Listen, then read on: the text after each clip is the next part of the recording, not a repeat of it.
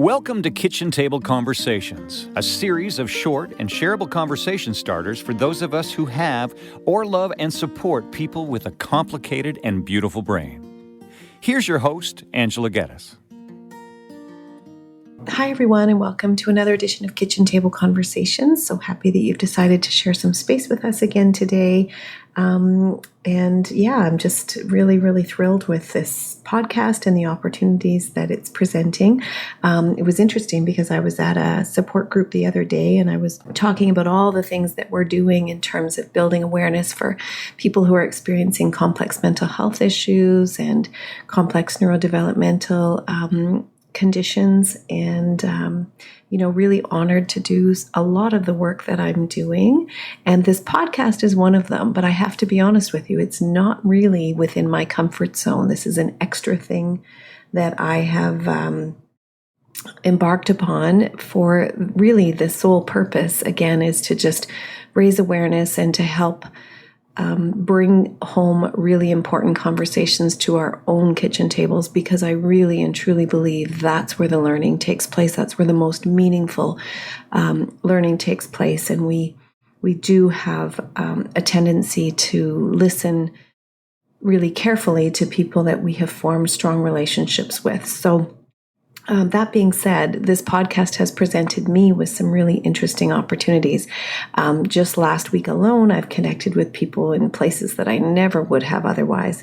And I've come across a really interesting person, and her name is Laura Hernandez, and she's from Texas. And she has some interesting, really creative ideas and suggestions to support very busy and complex families. She herself has a family of 12, if you can imagine. And so in her journey, she's had to develop some pretty concrete plans and strategies in order to help build skills and to share some of the workload. So I encourage everyone to check out her website. It's mamasystems.net, and she gives out some really neat and free resources. And obviously she's available for some ongoing coaching and support and that kind of thing. So but I do encourage you to check out her website, because I think it's really interesting how she starts off one of her booklets by saying, "I know you can do it all, but please don't." And as a social worker in private practice, supporting a number of caregivers who are often feeling stretched to the limits and maybe even a little overwhelmed sometimes, I think many of us kind of feel like it's just easier if we do it ourselves. And sometimes it's not worth the battle of trying to, orchestrate chores and following through with different activities that we have to do in the house. And sometimes it is just easier for us to go ahead and do it ourselves and let the world kind of happen around us. But she does offer some really good suggestions. And I think that, with what I'm finding, and I think what the research will tell you, is that when you are dealing with kids and adolescents and young adults, maybe with special needs, it's probably even more important that we take that extra time to be really planful and to develop structure and strategies that help, again, to build those skills and to really capitalize on the fact that everyone needs to have a purpose and feel like they belong and feel like they're contributing. And sometimes in our efforts to just keep peace and to keep calm, we sort of forget that sometimes these little guys can be really helpful. And, and as Laura indicates in her booklets, we're trying to raise kids who are going to be good roommates someday. And I really like the way that she focuses on that, because regardless of what's happening, our kids are going to move on at some point, and they're going to share space with others, and they need to have some of those skills in place so that they feel like they're contributing members of whatever their family looks like. I wish that I would have had this booklet for considerations when my children were younger, because one of the things that I found just really so cute and fascinating was that she has a list here of age-appropriate chores, and she starts as young as age 2 or 3, and And it's true. 2 and 3-year-olds can pick up their toys, can maybe help unload the dishes, or maybe turn on a Roomba if we're lucky enough to have one of those, and to put some of our clothes away and to help switch out the laundry. And I love this one. She suggests that people can wipe down the baseboards and that kind of thing, and putting dirty clothes away. And little kids love to dust and water plants. So while our little ones are learning new skills, they're actually being helpful, but they're also being appreciated for what they're doing, even though it does take us some time to help facilitate this kind of thing, especially when we're talking about really little people. But what I found really interesting about this is that, in my work, especially supporting individuals with FASD, fetal alcohol spectrum disorder, or autism spectrum disorder, or kids who are anxious and have some concentration difficulties. I mean, most of the time what I have seen is that they really do want to be helpful and really want to contribute in a good way. They often just are kind of left feeling like they're not really doing a good enough job, or they're just really, messing up sometimes and frustrating both themselves and other people. So whenever we can provide them with really concrete examples of where they can be helpful, the majority of the time they're jumping all over it. So I think that's really neat.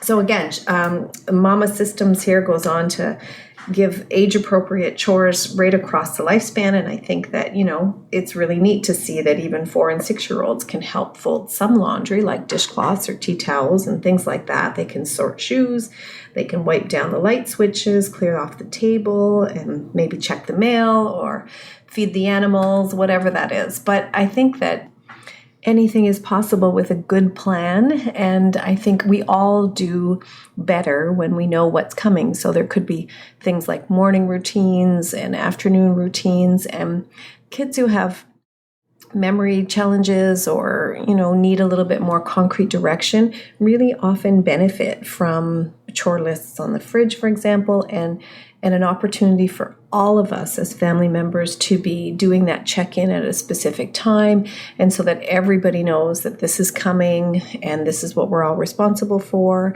and there's a bit of a camaraderie that goes along with that.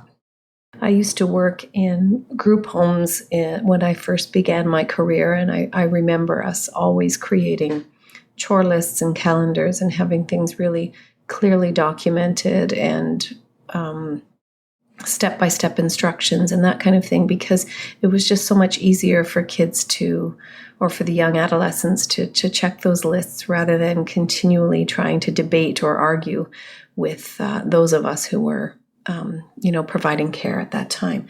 And I think that, I encourage family members to do the same thing. So rather than constantly reminding our kids, or maybe even nagging our kids or our young people to follow through with things, we can just suggest that it's time to go and check the list, or go check the fridge, please, or remember to take a look at the instructions or some of these house rules over here. And that's just a cue for people to then follow through with what they know they really want to do. Again, really capitalizing on the sort of innate desire for the majority of us to really contribute and have a sense of worth, and that people really value what it is we're doing for the family. So in my work, I spend a lot of time supporting caregivers as well, and I always try to remind everyone that, our role involves taking care of ourselves and taking care of each other, and I think that that's really, really important to balance out. And so Mama Systems also has some great tips on self-care, and so I encourage everyone, once again, to check that out. So now I've spent a lot of time offering, again, parent and caregiver support groups where we do focus on self-care. But I have to be honest, lots of times parents are like rolling their eyes when we think about self-care, because there doesn't seem to be enough time in the day. And so I often talk about how our focus on self-care can be really taken out of context, and that it does not often involve a day at the spa or a weekend away, or even evenings on a regular basis away from the family. And I think, if we're able to do that once in a while, I think that's really, really important. However, it's also equally important to realize the more we focus on the need for self-care, and particularly if we're not able to fit it into our days, I think the worse we feel about our current situation. So I think, that has to be something that we're aware of. And, but I do believe that, as parents and caregivers, we have to look after ourselves, and it's not a selfish act. It's an important part of parenting and caregiving, and we can't be at the top of our game, and we can't do what we want to do and live in line with our values if we are constantly tired, if we're constantly on edge, if we're constantly under significant stress. So we do have to balance that out. But I just think it's really important for us to be realistic with our expectations. And I think that, stress management and self-care, those kinds of concepts sell also. And sometimes the more emphasis we place on it, the more people feel like they must be doing something wrong, or they're not doing enough to take care of themselves. And then they end up feeling kind of worse and worse and worse. And we sort of pathologize stress like it's something that's really needs to be combated, rather than something that's a part of our day-to-day, and that we can develop really good and healthy coping strategies and support systems, hopefully, that will allow us to get through these times in the best way. I remember a few years back while we were doing some work at a community health center, and one of the participants was talking about the different roles that we have within our families now. And it still is, I think, a pretty well-known fact that moms take on a little bit more of or maybe a lot more of the caregiving role and the domestic responsibilities. But there's definitely been some movement there, and lots of dads and different partners are contributing a lot more in terms of who's cooking dinner and grocery shopping and that kind of thing. But sometimes in our effort to create boundaries and healthy boundaries for ourselves, again, it can sometimes be taken out of context. And then sometimes there's this big debate around, whose job is it anyway? And then nobody really wants the job. And then when we do the job, we're all kind of resentful about it, rather than just accepting and trying to have open conversations around what it is we can all do to contribute, given our strengths and our areas of interest. And I think that's just really so important to consider. I'm not particularly fond of changing tires on my car or giving oil changes, but I love to sew, and I love to garden, and I love to build things and paint, and, just having those options to do things that are creative for myself, whatever they are, that brings me joy, and that brings me peace, and it gives me a little bit of a reprieve from some of the other mundane responsibilities. So I guess the message here is to really be thoughtful around what it is we're needing, what it is we're missing, and to be able to have conversations or to give consideration ourselves to how we're going to move forward in the best way, with our family members, and asking for their support when needed, and again keeping in mind the skill development and the other benefits in terms of view of self and that kind of thing that can happen from some of these extra responsibilities. But I think it's also equally important to pat ourselves on the back and to acknowledge all that we do to contribute to a healthy, functioning family and household.